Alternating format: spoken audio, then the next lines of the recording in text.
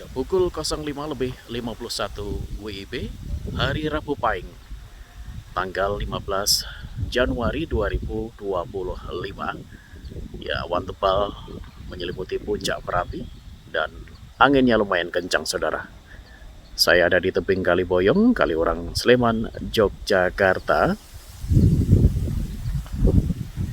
Ya, seperti ini suasana di lereng selatan Merapi, dan ini adalah kondisi Kali Boyong.